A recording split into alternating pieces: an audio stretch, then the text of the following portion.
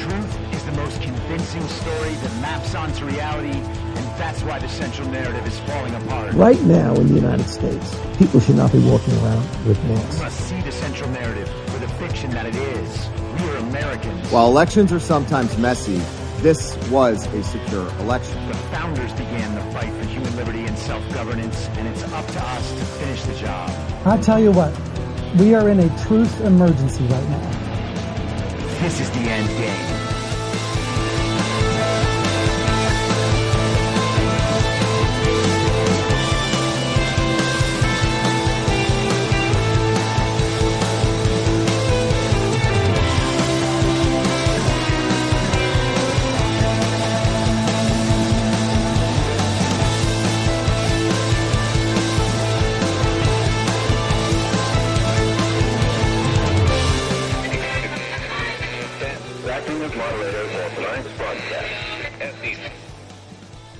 It's Wednesday, May 10th, 2023, the 840th day of dystopia.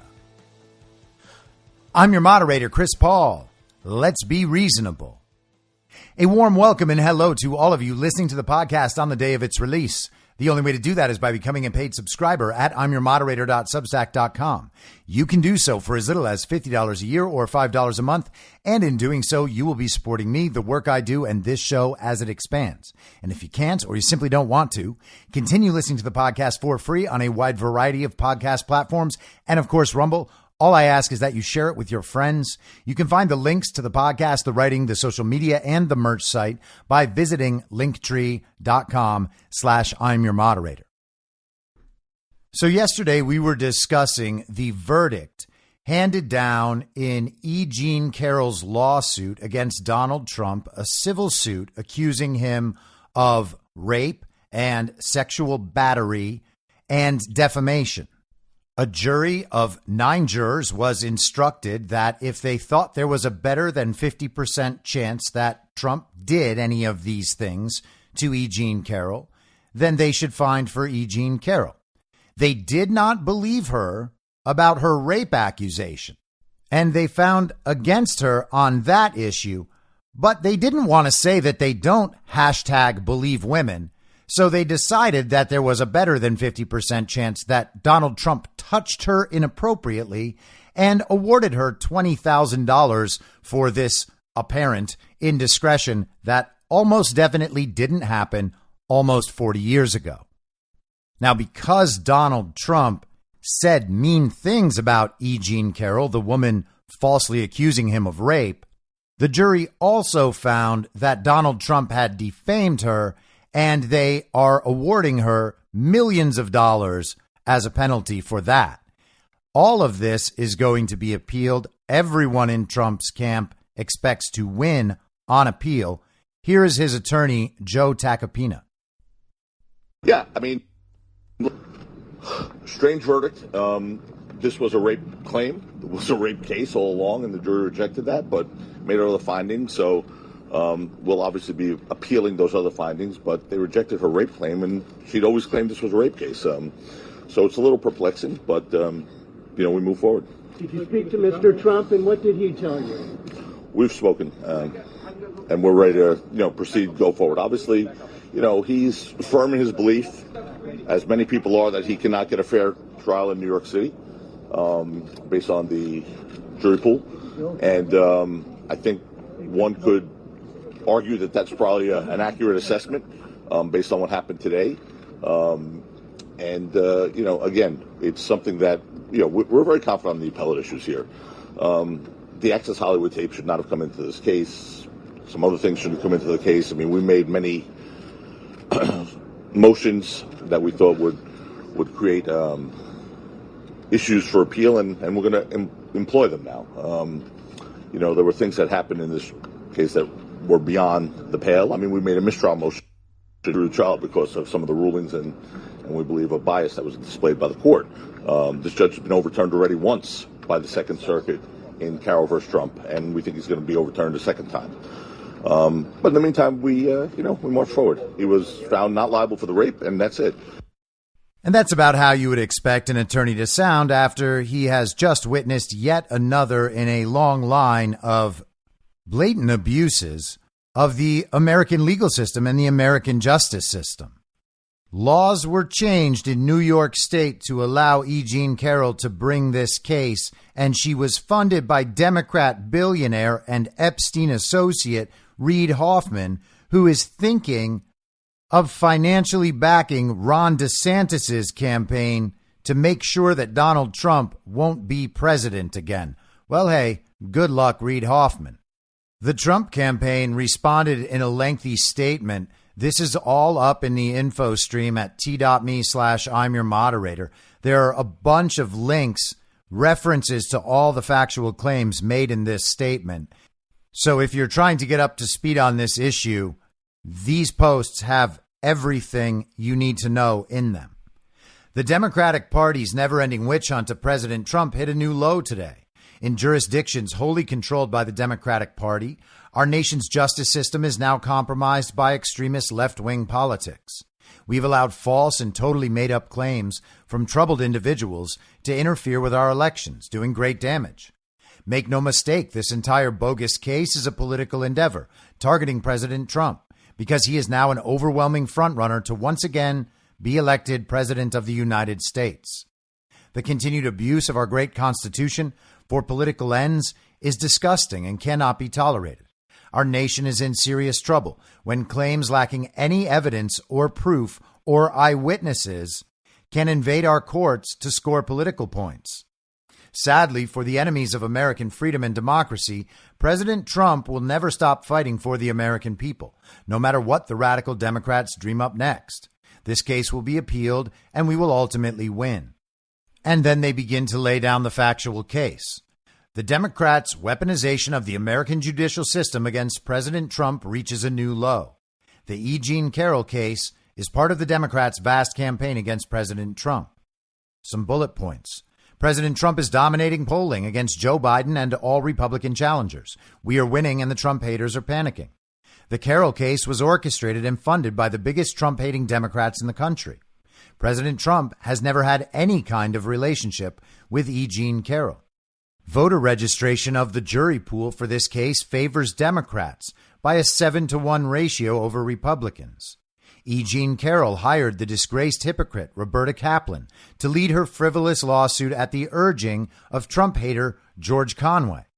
Ms. Kaplan resigned in disgrace from Time's Up for helping Governor Andrew Cuomo smear a sexual harassment accuser. Roberta Kaplan, Carroll's attorney, was forced out of her role leading activist group Time's Up after it was revealed that she advised the public smearing of a woman who accused former New York Governor Andrew Cuomo of sexual harassment. Kaplan's motives for taking this case are purely political, and it cites the New York Times, an article from 2021. Carroll testified that only after speaking with notorious Trump hater George Conway did she consider suing the president. This from the Washington Examiner. Tacopina played a part of Carroll's taped deposition from October, in which she recalled her response of no, no, no when people asked her in 2019 if she planned to sue Trump. It wasn't until she spoke to Conway, quote, who knew the ins and outs, end quote, that she decided to consider suing Trump, Carroll testified. Before that, you had no intention of suing Donald Trump, as we just heard, Tacopina said. Carroll contended that was correct, saying after speaking with Conway, she met with a lawyer he recommended and that she was aware at the time of Conway's anti-Trump disposition. This case was funded by Democrat megadonor and LinkedIn founder Reid Hoffman. Hoffman said he'll do, quote unquote, whatever it takes to defeat President Trump, citing an article from Puck News in late March that I covered on the podcast. Hoffman made the largest contribution to the Biden-supporting Unite the Country Super PAC when it launched in late 2019. This is from the Free Beacon. The Unite the Country PAC, which launched in late October as Biden was posting low fundraising totals, hauled in $4.2 million in February. Its newest records show. Its largest donation was $1 million from LinkedIn founder and Democrat megadonor Reid Hoffman, who previously apologized for, quote, helping to repair Epstein's reputation and for funding a pro-Democrat disinformation campaign in Alabama. And that disinformation campaign has been discussed and exposed in the Twitter files. So we've discussed that before as well. Hoffman admitted to staying overnight at Epstein's island, Little St. James, in 2015. Mr. Hoffman told the Journal he only once visited Epstein's island residence, Little St. James, for an MIT fundraising trip with Mr. Ito. He said he regrets ever meeting with Epstein, and his last interaction with Epstein was in 2015. It gnaws at me that, by lending my association, I helped his reputation and thus delayed justice for his survivors, Mr. Hoffman said in an email. He said he met with Epstein to discuss science projects at universities. While I relied on MIT's endorsement, ultimately I made the mistake, he said, and I am sorry for my personal misjudgment. So he's doing business with Epstein, visiting Epstein's various homes, potentially supporting Ron DeSantis. That's how scared he is of Donald Trump. And he's funding the E. Jean Carroll lawsuit against Trump for rape, which the jury did not believe. Neither Carroll nor anyone else offered as a witness in the trial could remember the year the event allegedly occurred. This is from ABC News. In testimony, Carroll said she cannot recall the date of the alleged event. When do you believe Donald Trump assaulted you? Her attorney, Mike Ferrara, asked Carroll during her testimony Wednesday. This question, the when, the date, has been something I've been constantly trying to pin down, Carroll said. So she has no idea. Clinton appointed Judge Lewis Kaplan, who officiated the wedding of Carroll's co-counsel, excluded key evidence from the trial, namely the funding of the case by Reid Hoffman and the supposed DNA evidence Carroll claimed she has. And they cite the legal filing of the judge officiating the wedding of Ms. Carroll's attorney, Ms. Crowley. Ms. Carroll's story is suspiciously similar to a 2012 episode of Law & Order SVU. This is from Breitbart. In evidence, it was revealed that a 2012 Law & Order SVU episode featured a storyline centering on an alleged rape in a dressing room at Bergdorf Goodman. This episode aired several years after Carroll's allegations and 7 years prior to her coming forward with them. On Monday, Trump's attorney also mentioned another stunning coincidence. Carroll's description of the alleged incident is very similar to a 2012 episode of Law & Order SVU. In that episode, titled Theater and Tricks, an individual talks about a rape fantasy in Bergdorf Goodman, the same store Carroll claims the incident took place. Role play took place in the dressing room of Bergdorf's. While she was trying on lingerie, I would burst in, the character in the episode said. According to Carroll, the two were in the lingerie section and Trump allegedly assaulted her in the dressing room. Carroll claimed to be aware of the episode but denied watching it. So this crazy lady is an advice columnist, and she gets all these letters in all the time that she responds to and just makes up answers to. The woman is nuts. There's plenty of video and interviews of her talking about this as her job and how she would approach that job. She's made these allegations against Donald Trump. She's gone on television with Anderson Cooper to talk about how people fantasize about rape. It's kind of a sexy subject. She was not going to sue at all. Then she began talking to George Conway. She got funding from Reid Hoffman, and New York changed their law allowing her to file these claims despite the fact that they're from nearly 40 years ago and any statute of limitations for criminal liability has expired. They changed the law that allowed her to do this. They brought this to trial, and the jury decided that there was no reason to believe that she had been raped, but they didn't want to just send her home with nothing. So they decided that maybe there was a better than 50% chance that he had touched her in some wrong way. So they gave her $20,000. And then because Trump said mean things, they gave her the defamation claim and awarded her millions of dollars. I would guess that money is never going to get paid. I don't think she's going to see one red cent. Now, who would want money out of this case besides E. Jean Carroll? E. Jean Carroll did not prove rape, and the jury doesn't believe there's even a 50% chance she's telling the truth about that. So if she had been sexually assaulted, and there's absolutely no reason to believe that she has, this would provide no justice for her. But there is big money attached, which means that Reid Hoffman would stand to see some return on his investment.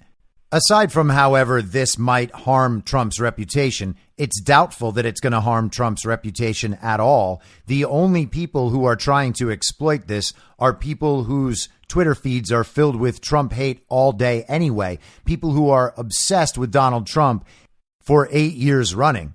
But they were already saying all these things. No one else is going to believe it. And you can kind of tell that with the coverage, especially from the Con Inc. media.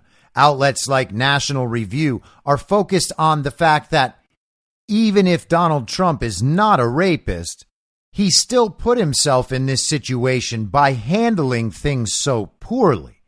So, National Review, once again, with a very principled argument. As a man, you should accept incoming rape claims from wherever and not say anything bad about the person falsely accusing you of rape. That's the National Review, standing up for conservatism and sound moral principles. Someone can falsely accuse you of rape, abuse the legal system in coordination with well-funded political actors, and you have to sit there and take it. In response, Trump released a series of short videos. The first one is actually pretty funny. This was a very unfair trial. That's all you have to say. This was a very unfair trial. So he keeps that one short and sweet. He keeps this one short and sweet, too. I have absolutely no idea who this woman is. The verdict is a disgrace, a continuation of the greatest witch hunt of all time. Absolutely a shame. And here's number 3. What else can you expect from a Trump-hating, Clinton-appointed judge who went out of his way to make sure that the result of this trial was as negative as it could possibly be, speaking to and in control of a jury from an anti-Trump area, which is probably the worst place in the United States for me to get a fair trial. We'll be appealing this decision. It's a disgrace. I don't even know who this woman is. I have no idea who she is, where she came from. This is another scam. It's a political witch hunt. And somehow we're going to have to fight this stuff. We cannot let our country go into this abyss. This is disgraceful. You have somebody running for office. You have a woman that's financed and lied about it. She totally lied about it by Democrat operatives, like just about the biggest one there is. And she said that wasn't true. They found that she lied about it, and the judge wasn't even, I guess, letting it be put in as evidence. The whole thing is a scam, and it's a shame, and it's a disgrace to our country. He also released a series of Truth Social posts. The partisan judge and jury on the just concluded witch hunt trial should be absolutely ashamed of themselves for allowing such a travesty of justice to take place. The dress, which played such a big role early on as a threatening bluff, but which ended up being totally exculpatory, was not allowed into the trial as evidence, nor was her cat's name, Vagina, the racist name she called her black husband, Ape, getting caught in a lie on the political operative paying for this hoax, and much more.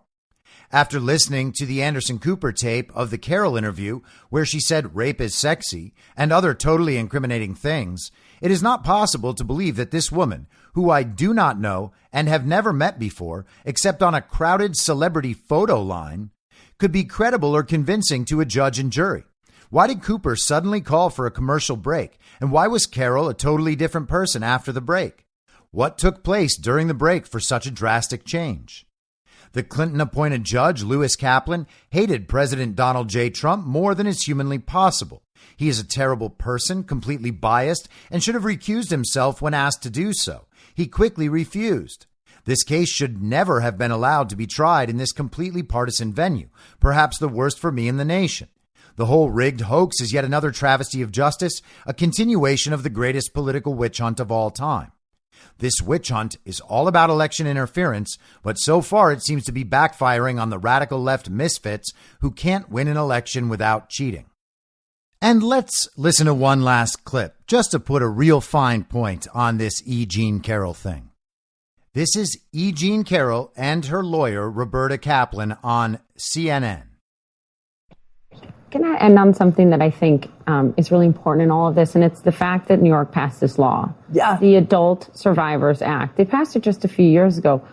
Were it not for that law, you never would have been able to bring this case. And I just think it speaks to the importance for a lot of other survivors. Exactly. I would never have this window, this year of having the ability to bring a lawsuit for rape. Robbie can explain it better. Well, E Jean actually helped to get that law passed. It passed last year. We filed, it was Thanksgiving Day. It was the first day you could sue. We filed just after midnight. So she helped get the law passed. It opened up a year-long window where the statute of limitations didn't matter, and they immediately sued. Isn't that incredible? So despite all this, things are still getting worse in the Get Trump effort for the Get Trump people. So Trump met this woman in a photo line at a celebrity event, which means you basically shake hands, take a picture, have 30 seconds of small talk, and move on. There's no proof that he knows this woman at all besides that. There's absolutely no proof that he ever met her in Bergdorf Goodman or ever even flirted with her, much less touched her. Everything about this case is absurd, and none of it suggests a properly functioning justice system in this country. People are going to try to take advantage of what the jury awarded to E Jean Carroll, and that will last for maybe a couple of days, and then everyone will forget about it because yet another Get Trump effort has failed. They got a few hours worth of a news cycle yesterday. People who already hate Trump have a new reason to feel like their hatred is justified for a few days, and that's it. It doesn't hurt him in primaries. He's not a convicted criminal. He's going to appeal the decision. They will win on appeal. He's not going to pay this woman a dime. She'll probably end up owing him money, just like Stormy Daniels owes Donald Trump $600,000+. And it seems like perhaps people are realizing that they're not gonna get Trump. This is from The Hill this morning. Democrats have sinking feeling Trump could beat Biden. Democrats are getting a sinking feeling when it comes to Donald Trump. They can see him winning again. A New York jury in a civil trial Tuesday found the former president liable for sexual assault and defamation, but a number of Democrats say their party is underestimating Trump, who, despite a series of scandals, is the frontrunner for the GOP presidential nomination. There is a concern from a lot of people like me, for sure, said one prominent Democratic strategist. There's a disconnect between the consultant class of our party and the voters. They think they can just run a bunch of ads talking about how crazy Donald Trump is, and that will be enough. That's just not the case. Another strategist warned others in his party, be very effing worried. And you got to wonder if maybe they're not that worried because all they care about doing is stealing the election. And as long as their system remains in place, the only thing they actually have to accomplish is the creation and dissemination of a narrative that will convince enough of this country that people really don't like Donald Trump. And there's no way Donald Trump could have a majority. There's no way he could win an election. That's all they need to do. Just convince people that there's a chance Donald Trump might lose, and then the election theft will take care of the rest. For a part of the party, it seems unfathomable that Trump could regain the office he left in 2021, just weeks after a mob of his supporters forced the evacuation of Congress and interfered with the certification of the election. Trump now faces a string of lawsuits and controversies, yet some polls show him beating President Biden in a one-on-one matchup. Because he doesn't really face a string of lawsuits and controversies. They exist. They're going to play out. They're going to happen. They'll indict Trump more times for more things, but there's no basis for any of it, and we already know that. We have seen this pattern repeat countless times over the last 8 years. They accuse Donald Trump of something. They overload us with every possible quote unquote fact that could prove Donald Trump is very guilty. And then what happens? The actual facts come out. People dig into all the issues. Sometimes it takes a long time for people to understand that they've been lied to by the TV. Now it doesn't take that long. Now they don't get a few years worth of the Russia hoax or the Mueller investigation. Now they get a couple of days of people freaking out and pretending something bad is really happening, and then it's gone like it never even happened. How many of the normies out there, the villagers, understand that right now Stormy Daniels owes Donald Trump more than $500,000? Do any of them understand that? Of course not. They think Donald Trump is in big trouble with Alvin Bragg, but he's not in big trouble with Alvin Bragg, because that whole thing is a farce, as we've gone over countless times. We talked about the issue in Georgia this week. That's a farce. We've talked about the Mar-a-Lago raid at length, so that's the Jack Smith thing. That's where they think they're really going to get him. Jack Smith is going to indict Trump for improperly handling documents. And that's all supposed to hang a dark cloud over Donald Trump and his campaign as we go into 2024. But it's just not going to work because there's nothing there. All of this relies on the ridiculous belief that somehow people still hold on to because they want to imagine that they are the smart ones. They are the strong ones. They were right about Trump the whole time. They are smarter than Trump. They're better than Trump. They're more competent than Trump. They're better decision makers. They're more responsible, blah, blah, blah. The whole thing. Just keep going. They're just much better people than Donald Trump. And they still think Donald Trump is dumb and Donald Trump's incompetent and Donald Trump's careless. So for sure, he made mistakes. Oh, he took the wrong documents to his house. He was taking important nuclear documents and then selling them to our adversaries. Hey, commies. Nah, that's not true. That's Joe Biden and the Clintons and the Obamas. Just wait for it. It's coming. In fact, it's already started. And we'll get to that in just a second. An ABC News Washington Post poll this week found Trump leading Biden by 6 points, 45% to 39%. But Democratic operatives and even some Republicans have criticized the survey as an outlier, with many saying privately and publicly that the data appears inconsistent. Yet the ABC Post poll isn't the only one showing Trump with an edge. A Harvard-Harris poll from late last month placed Trump ahead of Biden by 5 points, while another by the Wall Street Journal gave Biden a smaller 3% lead. Last week, Democrats got another glimpse into the state of play. Trump and Biden in a dead heat. The Economist YouGov poll put them each at 46%.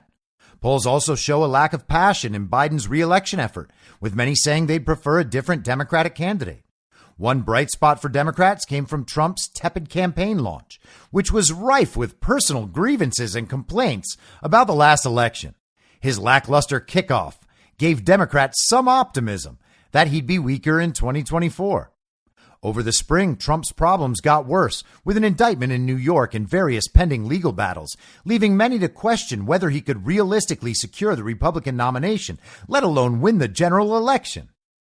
It's reasonable to think, as the country focuses on Joe Biden versus the Republican alternative, and on the contrast that will present, Joe Biden's standing will improve in that binary choice scenario, said a former campaign aide to 2016 Democratic nominee Hillary Clinton.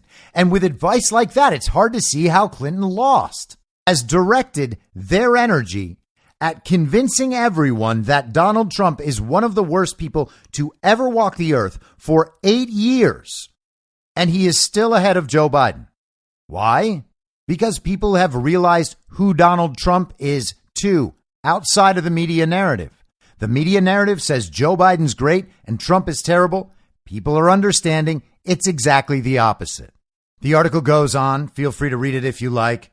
It's essentially a bunch of quotes from Democrats saying how things really aren't that bad. So let's talk about the fake president, the man who is actually corrupt, the man who has led a decades-long career of political corruption after being mentored in politics by a Klan leader.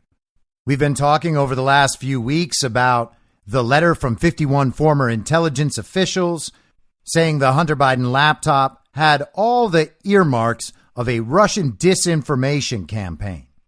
And we found out that that letter was generated at the behest of the Joe Biden campaign. It was written to create a talking point for Joe Biden in his debate with Donald Trump so that he could lean on something and say, no, none of this is real. Antony Blinken was involved with the creation of this letter. Mike Morrell was involved in the creation of this letter, former CIA, who wanted to be the CIA director under Joe Biden. Somehow that never happened. John Brennan was involved in that email chain. Everybody involved with that letter knew what the letter was for and knew that the laptop was not Russian disinformation. Here's John Solomon on Fox News last night with more. JustTheNews.com, John Solomon. You have news breaking just literally within the last 20 minutes. Yes, sir. Chairman Jordan just referenced it, a very important piece of evidence. An email from Tony Blinken, then the senior campaign advisor to Joe Biden, soon to be, in 2020, the Secretary of State nominee and the Secretary of State.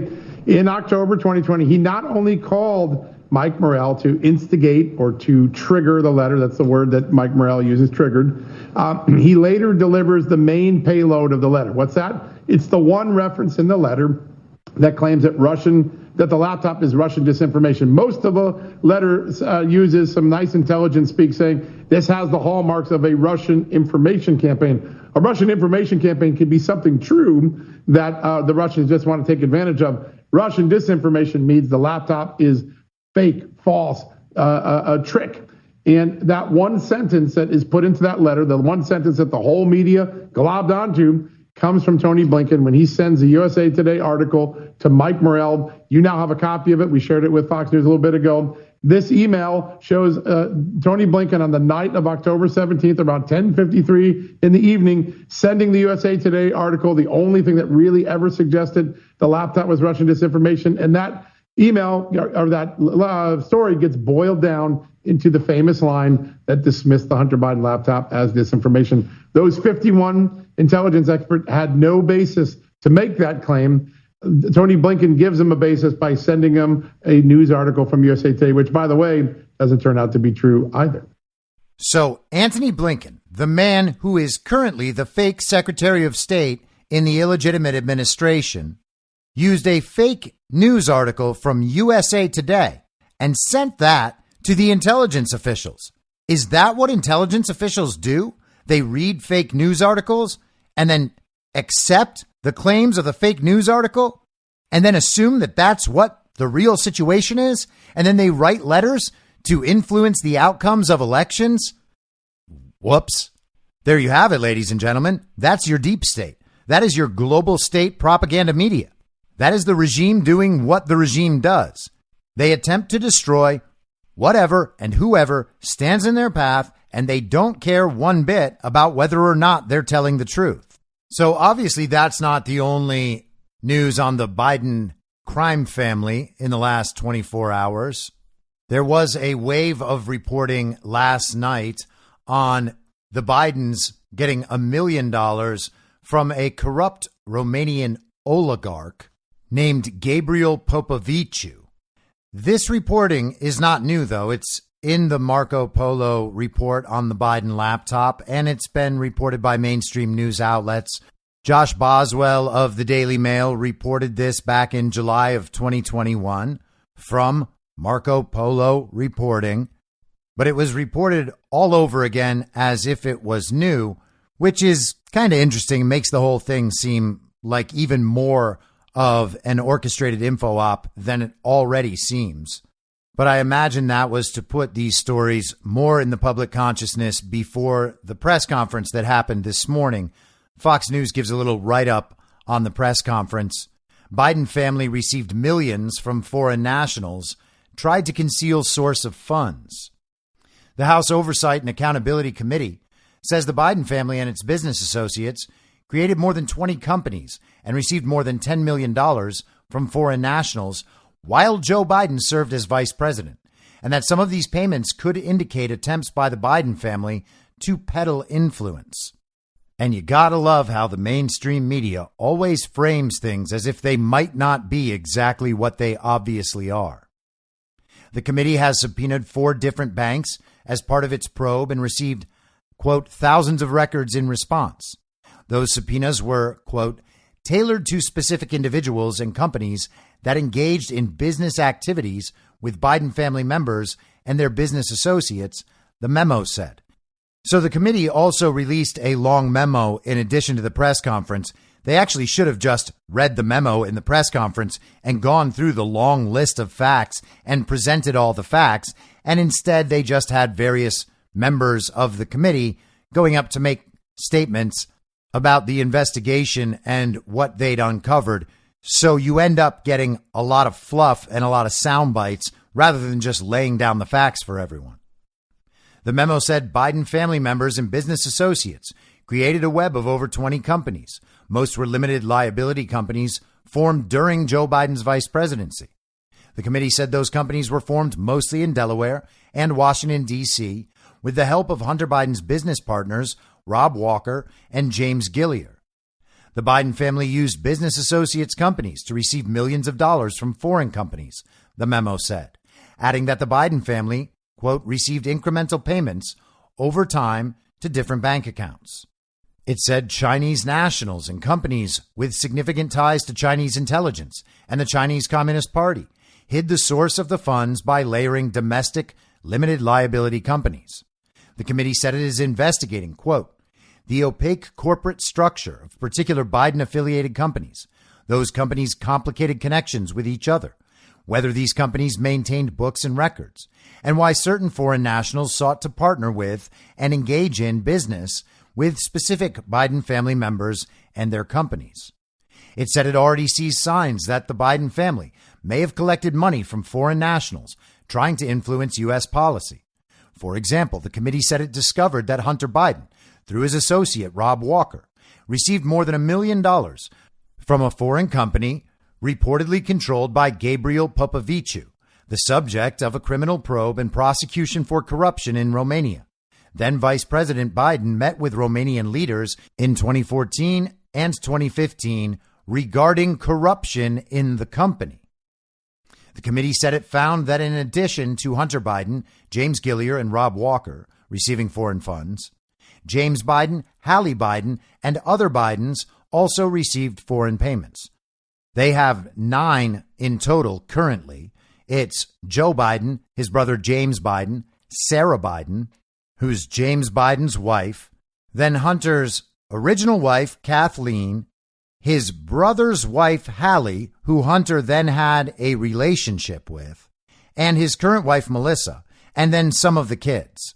And you might wonder, why are Joe Biden's grandchildren getting paid as part of the political corruption scheme?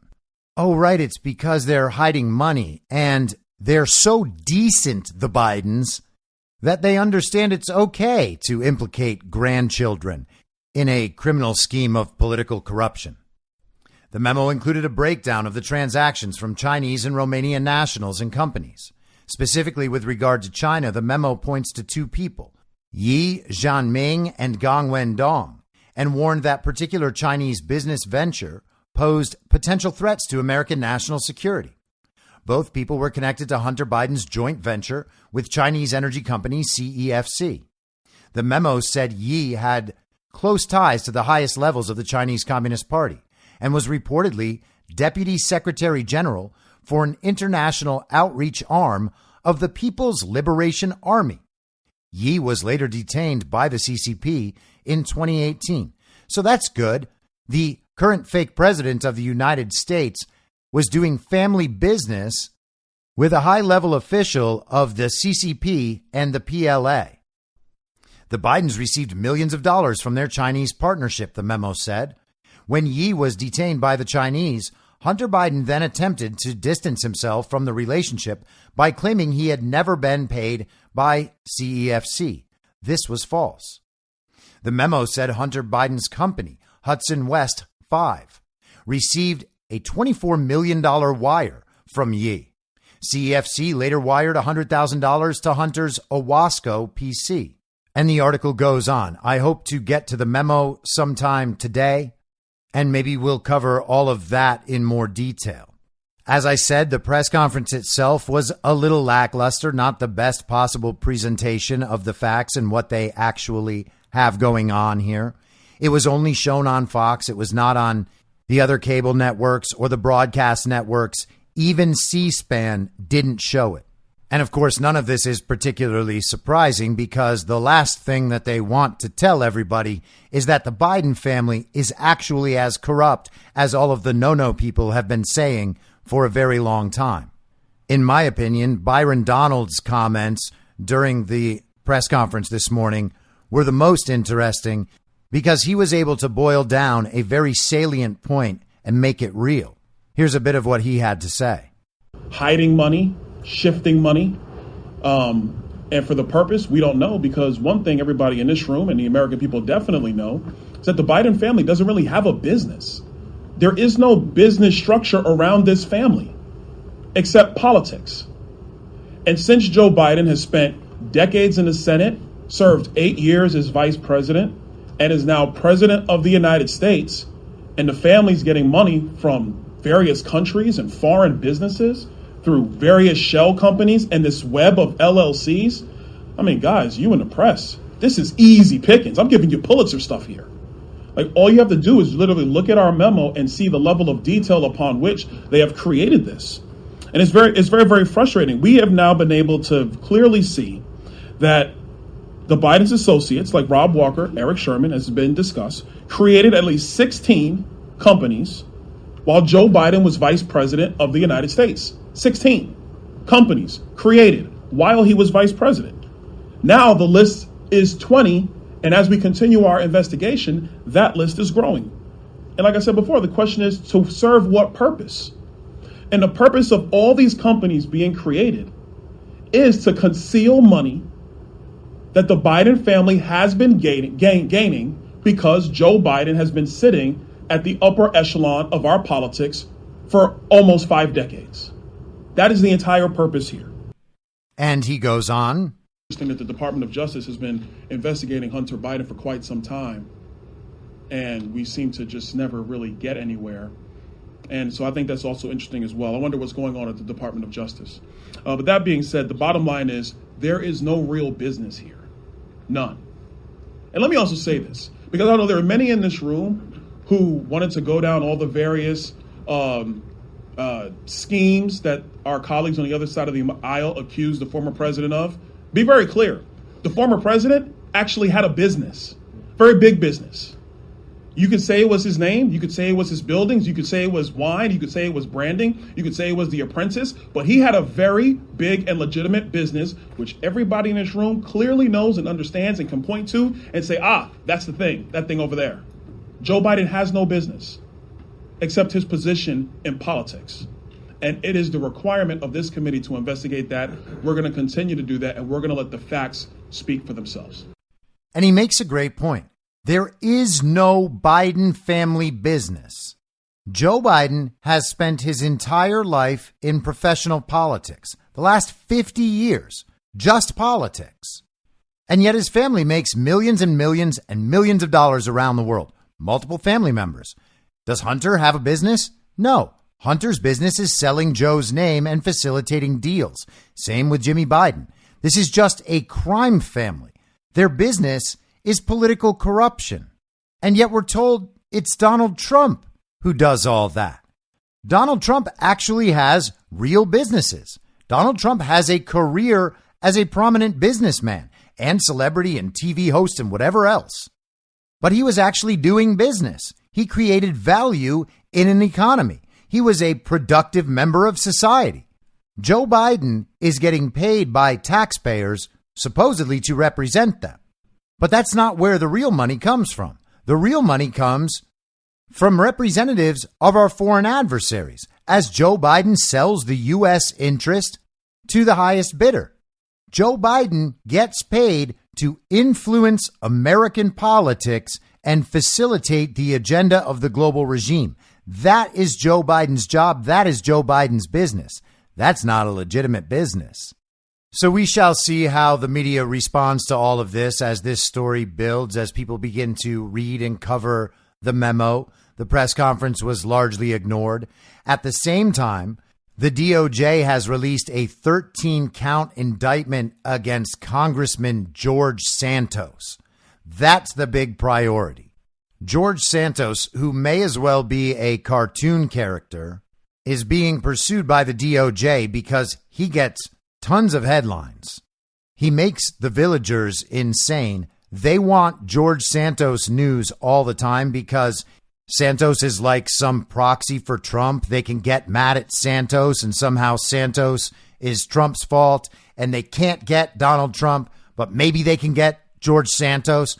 So they go after Santos, and we're going to have Santos headlines for days, and none of it will make a damn bit of difference. But they can't be talking about the Joe Biden news, so you got to have the E Jean Carroll story and the George Santos story, and that way no one will pay attention to anything important.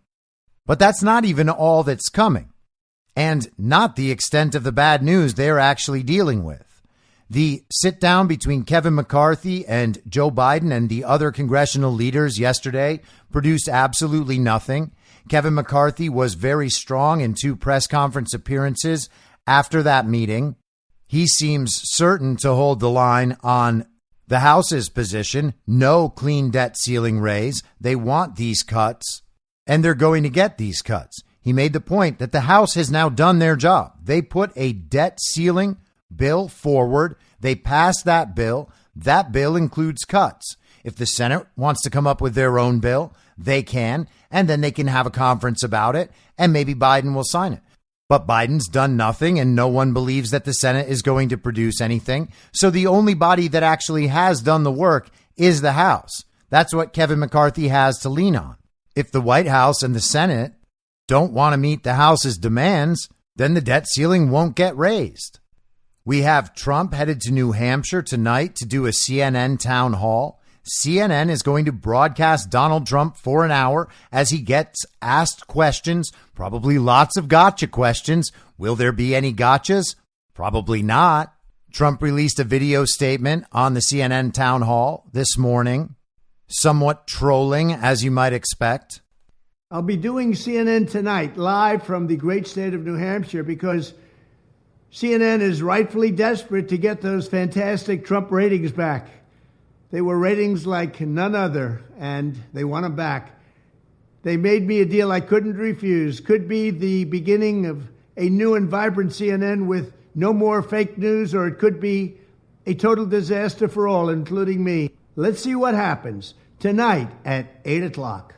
So, pretty hilarious, as always. I doubt that Donald Trump is even remotely concerned about this appearance being a disaster for him. There's virtually no chance of that happening. The most likely outcome from this appearance will be Trump haters whining for 1 day, maybe 2 days, who knows, maybe longer. Maybe he says something that really, really upsets them, and they need to talk about conspiracy theorists and QAnon for the next week. That would also be hilarious. So we've got fake nothing stories about George Santos and E Jean Carroll in an attempt to distract from the Biden memo and press conference released by the House Oversight Committee, the fact that Joe Biden has absolutely no leverage on the debt ceiling, Trump's town hall appearance, the end of Title 42, which may well red pill the entire nation about what our immigration situation actually is. And then we have Tucker Carlson. So let's talk about that. This is from yesterday in Axios. Scoop. Tucker Carlson accuses Fox of fraud and breach of contract.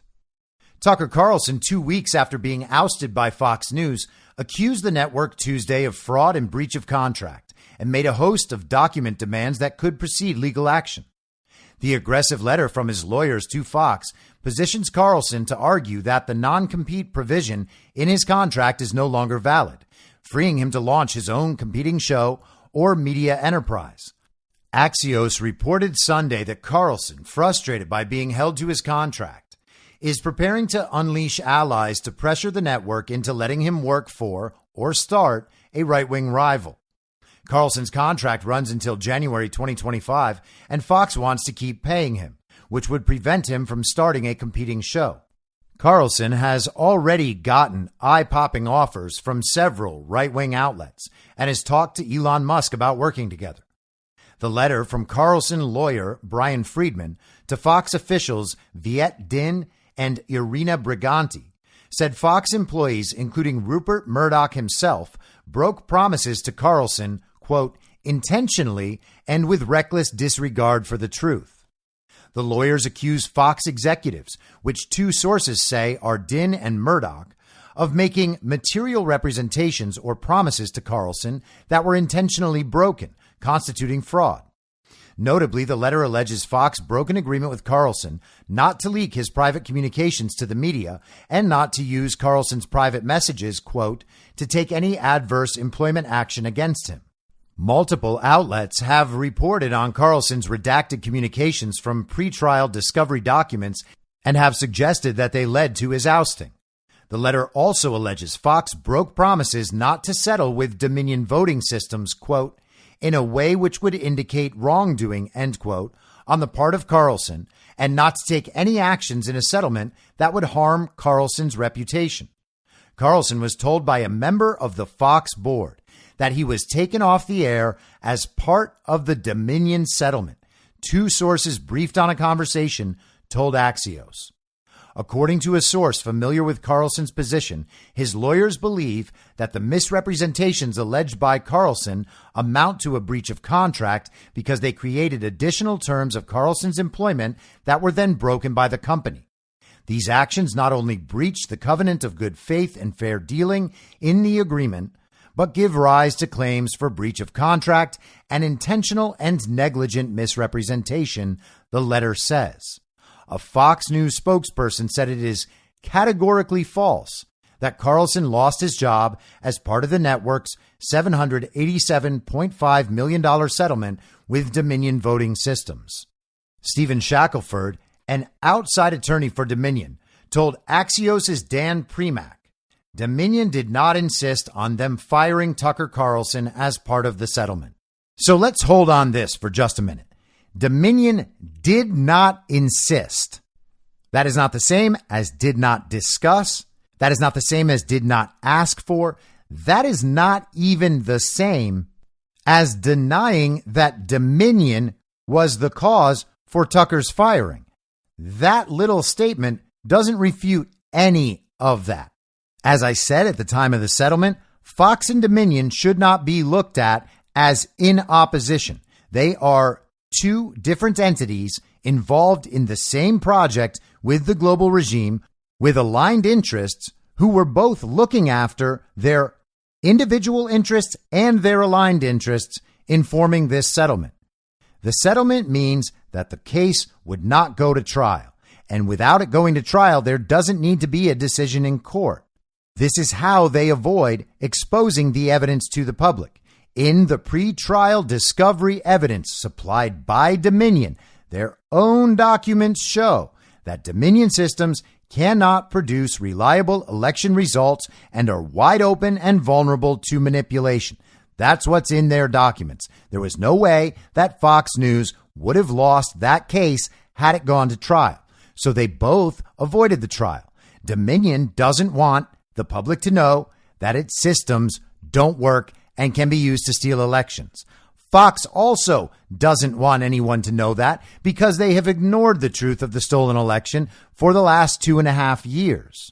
If that case went to trial, both entities would be completely screwed. By creating the settlement, both of these entities were able to look after their own interests.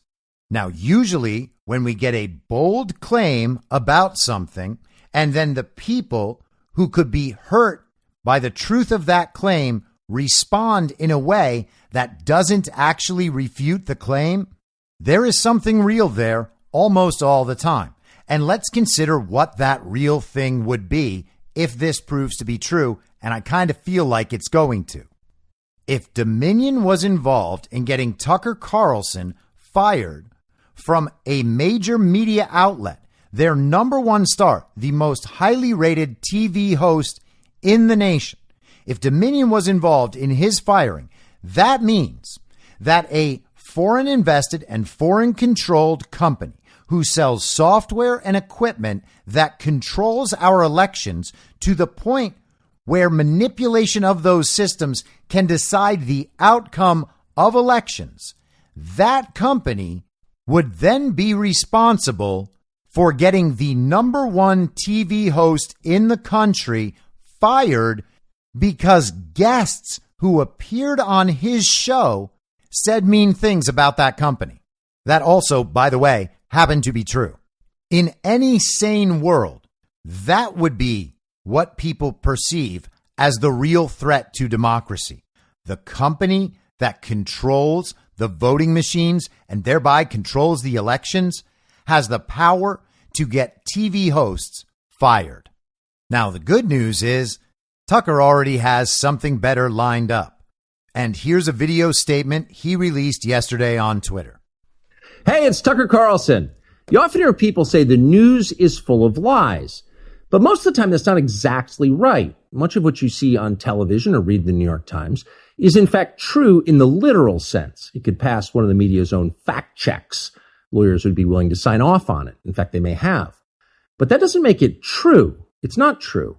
At the most basic level, the news you consume is a lie of the stealthiest and most insidious kind. Facts have been withheld on purpose, along with proportion and perspective. You are being manipulated. How does that work? Let's see. If I tell you that a man has been unjustly arrested for armed robbery, that is not, strictly speaking, a lie. He may have been framed. At this point, there's been no trial, so no one can really say. But if I don't mention the fact that the same man has been arrested for the same crime 6 times before, am I really informing you? No, I'm not. I'm misleading you.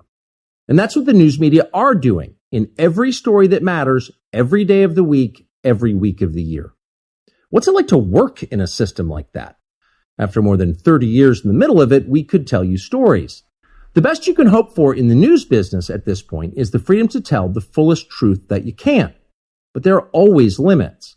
And you know that if you bump up against those limits often enough, you will be fired for it. That's not a guess. It's guaranteed. Every person who works in English language media understands that. The rule of what you can't say defines everything. It's filthy, really, and it's utterly corrupting. You can't have a free society if people aren't allowed to say what they think is true. Speech is the fundamental prerequisite for democracy. That's why it's enshrined in the first of our constitutional amendments. Amazingly, as of tonight, there aren't many platforms left that allow free speech. The last big one remaining in the world, the only one, is Twitter, where we are now. Twitter has long served as the place where our national conversation incubates and develops. Twitter is not a partisan site. Everybody's allowed here, and we think that's a good thing. And yet, for the most part, the news that you see analyzed on Twitter comes from media organizations that are themselves thinly disguised propaganda outlets. You see it on cable news, you talk about it on Twitter. The result may feel like a debate, but actually the gatekeepers are still in charge. We think that's a bad system. We know exactly how it works, and we're sick of it. Starting soon, we'll be bringing a new version of the show we've been doing for the last 6.5 years to Twitter. We'll be bringing some other things too, which we'll tell you about. But for now, we're just grateful to be here. Free speech is the main right that you have. Without it, you have no others. See you soon. So Tucker is going to bring his show to Twitter. He's going to do Tucker Carlson Tonight on Twitter, I guess.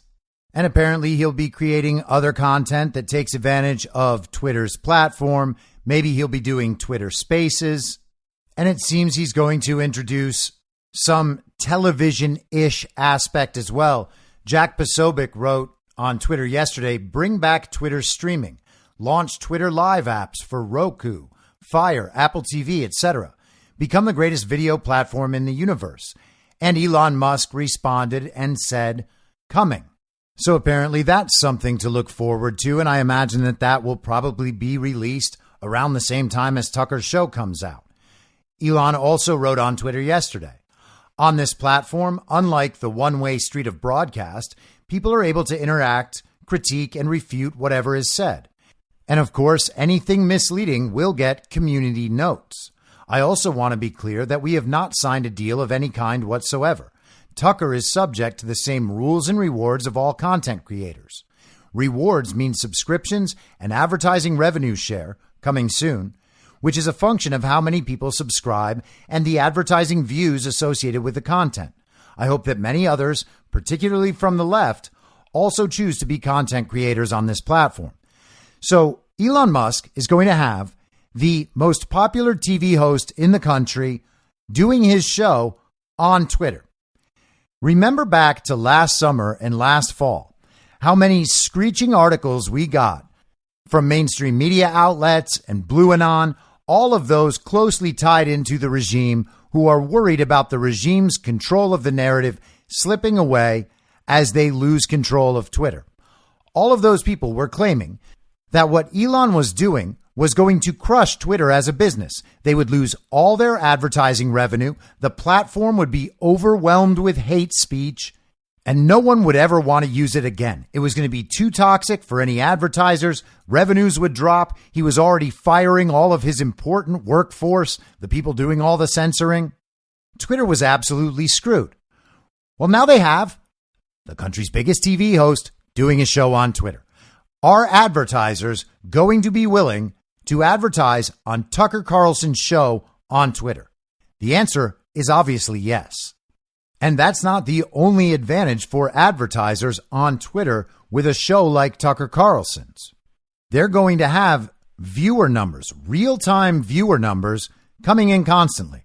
Reliable statistics about how many people are seeing their ads in real time, as opposed to what they have with normal cable news.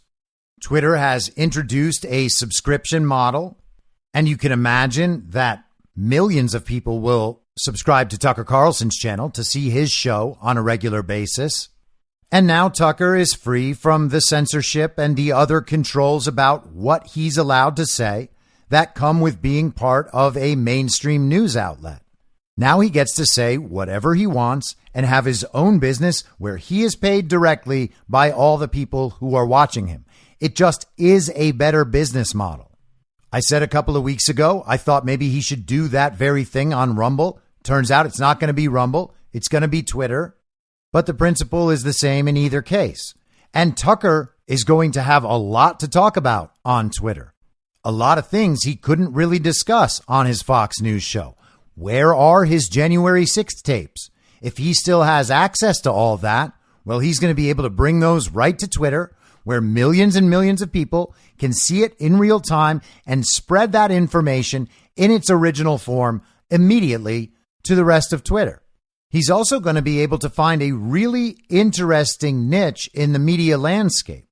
We used to think about back in the day, before everything got changed, before Obama made it legal to propagandize the American public.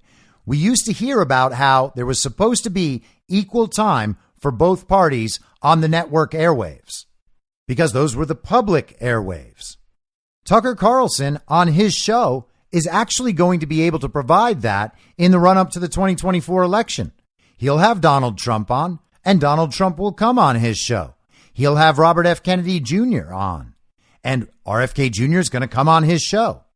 I'm sure he'd also invite Joe Biden on, but Joe Biden's not going to come on his show. So the regime candidates are going to be too scared to go on Tucker Carlson's show, and they will therefore miss out on the biggest platform they could possibly have. Now, it's worth noting that today, Robert F. Kennedy Jr. put out a statement about a potential run with Donald Trump as his VP. He wrote, "Just to quell any speculation, under no circumstances will I join Donald Trump on an electoral ticket. Our positions on certain fundamental issues, our approaches to governance, and our philosophies of leadership could not be further apart." So that's what he's going with now. We'll see if that changes in the future. Maybe it doesn't. Maybe RFK Jr. really believes that. I kind of doubt it. We shall see. He may well think differently after he and all his supporters and the American public in general realize that the Democrat Party is rigging elections to keep him from winning the nomination. It would be hard to imagine right now that RFK Jr. under any circumstances would come out and start talking about being on a ticket with Donald Trump. That is the sort of thing that's going to turn off a bunch of his potential supporters right away. So either he's just navigating his situation and manipulating narratives, or he's telling the truth. And if he's telling the truth, good luck to him. He's going to get rolled. I don't want to see that happen to him. I don't want him to do that to himself, but we shall see. Regardless, Tucker is going to have both of them on, Trump and RFK Jr., and he will give them time to present their case to the nation.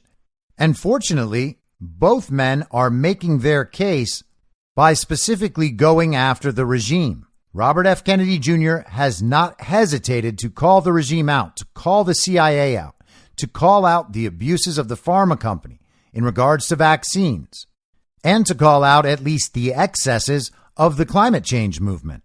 We are immediately in a much better position with Tucker Carlson talking to Trump and Kennedy about how bad the regime is than we were in the past with the mainstream media doing whatever they can to tell us how good the regime is in comparison to people who are anti-regime like Trump and to some extent RFK Jr.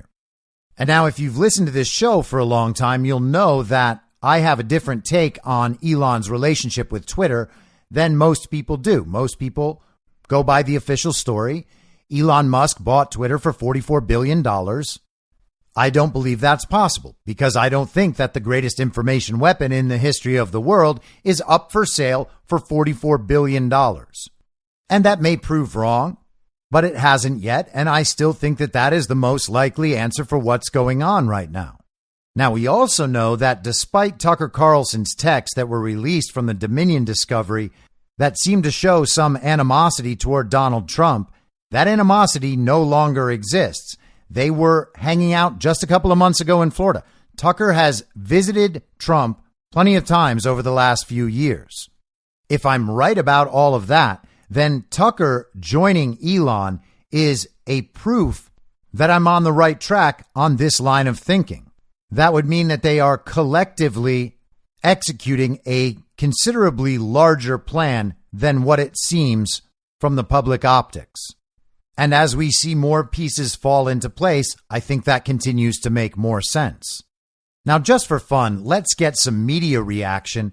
This clip features Brian Stelter, who was fired from CNN and is now apparently on NBC News sometimes. Okay, well, listen, Twitter was already under fire from misinformation, disinformation, all-out lies, anti-Semitism, racism before Elon Musk took over, and now it's gotten kind of crazy, right? Seemingly unmoored, if you will. Will anybody be able to police what Carlson says, or is this the point? It's just a free-for-all. I think this is the point. It is a free-for-all. It's what Elon Musk wants to provide. This move by Tucker may cement the idea of Twitter as a right-wing website. No, racism and disinformation. This move is going to cement Twitter as a right-wing website. Well, okay, guys, good luck. And before I go, I just want to note how incredible it is that we live in such a strange time that we can get the sort of decision we got in the E Jean Carroll lawsuit yesterday. In another age, that would have really, really hurt any politician. Donald Trump doesn't leave a dent. That story comes out. Everybody's like, oh, no, this is terrible news. And then a few minutes later, you're like, oh, yeah, that was like not that terrible. That's the best they've got. And then what do we have in response? We have the debt ceiling disaster, the immigration disaster coming that Joe Biden's fake administration seems to be reversing itself on regarding Title 42. It's almost like it wasn't even up to them. We have the Biden memo release. We have Trump tonight on CNN. And then we have Tucker going to Twitter. These last 24 hours, who is the news bad for? I would suggest it's all of them. I'll be back tomorrow at the same reasonable time on the same reasonable podcast network. I don't have a network. Masks and lockdowns don't work.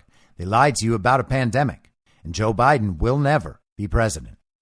In my mind, that's the end game. If you're listening to this episode for free, you can support me and support the show and the work I do by signing up for a paid subscription at imyourmoderator.substack.com. You can do so for as low as $50 a year or $5 a month. Comes out to under a quarter per episode, and you'll blast right through the paywall for all of the writing. The merch store is www.cancelcouture.com, and you can find everything else by heading to Linktree. Linktree.com/I'm your moderator.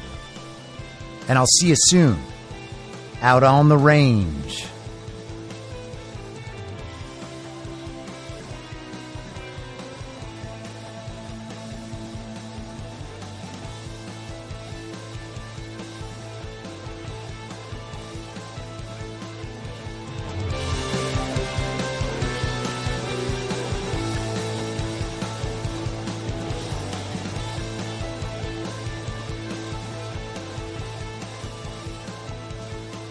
It's